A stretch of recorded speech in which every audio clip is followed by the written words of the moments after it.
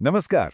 कभी भारत के किसी गांव से गुजरे हैं और एक ऐसे सांड को देखा है जिस पर त्रिशूल या चक्र जैसा कोई निशान बना हो और वो बिना किसी रोक टोक के बिल्कुल आजादी से घूम रहा हो।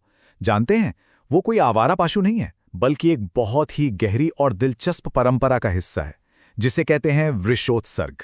तो चलिए आज इसी पवित्र सांड के पीछे छिपे रहस्य की परतों को खोलते हैं। तो आखिर सवाल यही है कि इस सांड में ऐसा क्या खास है? इसे कोई रोकता क्यों नहीं? ये किसका है? और कैसे एक जानवर पूरे के पूरे समुदाय के लिए इतना अहम और सम्मानित बन जाता है? आइए आज इन सारी पहेलियों को सुलझाते हैं। इस पूरे रहस्य को समझने के लिए हम 5 पड़ावों से गुजरेंगे। सबसे पहले हम जानेंगे कि ये पवित्र परंपरा आखिर है क्या। फिर हम इसके आध्यात्मिक पहलू को समझेंगे कि ये हमारे पूर्वजों की मुक्ति से कैसे जुड़ी है। इसके बाद देखेंगे कि कैसे एक साधारण सांड ईश्वर का प्रतीक बन जाता है। और फिर आएगा वो हिस्सा जो आपको हैरान कर देगा, इसके पीछे का वैज्ञानिक तर्क। और आखिर में हम इन सबको जोड़कर देखेंगे कि ये कैसे आस्था और समाज सेवा का एक संगम है। तो चलिए शुरू करते हैं अपने पहले पड़ाव से। समझते हैं कि इस रिवाज को कहते क्या हैं और इसका असल मतलब क्या है। तो इस पूरी परंपरा का एक खास नाम है वृषोत्सर्ग। ये एक विशेष धार्मिक अनुष्ठान है जिसमें एक अच्छे चुने हुए सांड पर पवित्र निशान बनाकर उसे हमेशा के लिए आजाद कर दिया जाता है। और हिंदू धर्म में इस काम को एक बहुत बड़ा पुण्य माना गया है। ठीक है, तो ये तो समझ आ गया कि परंपरा क्या है, पर सवाल ये उठता है कि आखिर इसे करते क्यों हैं? इसका सबसे बड़ा और गहरा आध्यात्मिक कारण जुड़ा है हमारे पूर्वजों यानी हमारे पितरों की मुक्ति से। देखिए, वृषोत्सर्ग का जो सबसे मुख्य और भावुक कारण है वो है किसी प्रियजन की मृत्यु के बाद उनकी आत्मा को शांति और सद्गति दिलाना। इसीलिए ये अनुष्ठान अक्सर श्राद्ध जैसे अंतिम संस्कारों के वक्त ही किया जाता है, जब एक परिवार अपने पूर्वजों को याद करता है। गरुड़ पुराण जैसे धर्म ग्रंथ हमें बताते हैं कि इस पुण्य काम के कई आध्यात्मिक फायदे हैं। ऐसी मान्यता है कि इससे दिवंगत आत्मा को न सिर्फ शांति मिलती है, बल्कि ये उन्हें पौराणिक वैतरणी नदी को पार करने में भी मदद करता है, जिसे मृत्यु के बाद की एक बड़ी बाधा माना जाता है, और आखिर में स्वर्ग तक पहुंचने में सहायता करता है। अच्छा, तो आध्यात्मिक कारण तो हमने समझ लिया। अब चलते हैं इस प्रक्रिया के उस हिस्से की तरफ जो वाकई में बड़ा जादुई है। वो हिस्सा जहां एक साधारण बछड़ा ईश्वर का एक जीता जागता प्रतीक बन जाता है। ये बदलाव एक खास प्रक्रिया से होता है। सबसे पहले एक बहुत ही सेहतमंद और सुंदर बछड़े को चुना जाता है। फिर उसकी पहचान के लिए उस पर भगवान विष्णु के चक्र या शिव जी के त्रिशूल जैसा कोई दिव्य निशान बनाया जाता है। और बस उसी पल ये घोषणा कर दी जाती है कि अब ये किसी इंसान की संपत्ति नहीं, बल्कि स्वयं ईश्वर की संपत्ति है। और ये बदलाव कितना बड़ा होता है जरा देखिए। अनुष्ठान से पहले वो एक साधारण बैल की तरह किसी की संपत्ति था, जिसे खेती के काम में लगाया जा सकता था।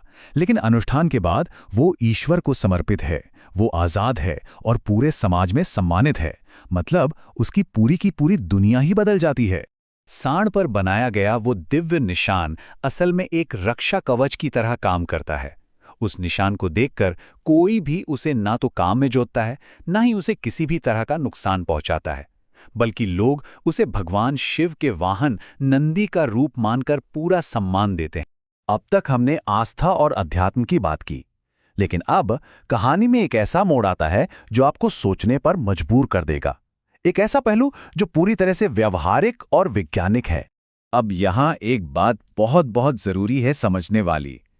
इस अनुष्ठान के लिए किसी भी आम बछड़े को नहीं चुना जाता, नहीं, बल्कि पूरे गांव के सबसे सेहतमंद, सबसे मजबूत और सबसे बेहतरीन नस्ल के बछड़े को ही चुना जाता है।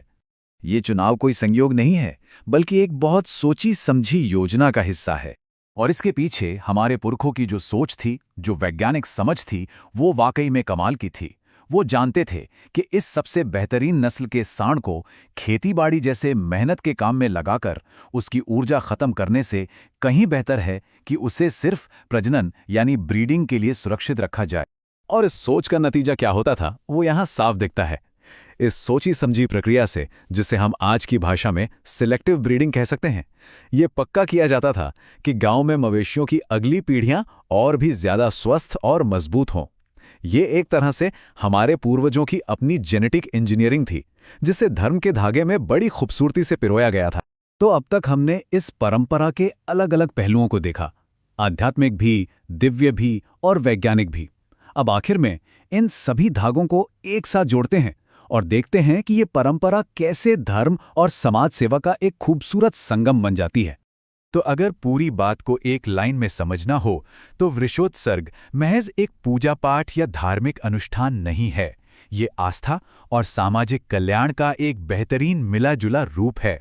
उस सांड को ईश्वर का रूप मानकर उससे अभयदान दिया जाता है, मतलब जीवन भर के लिए काम से, कष्ट से और हर तरह के खतरे से आज़ादी।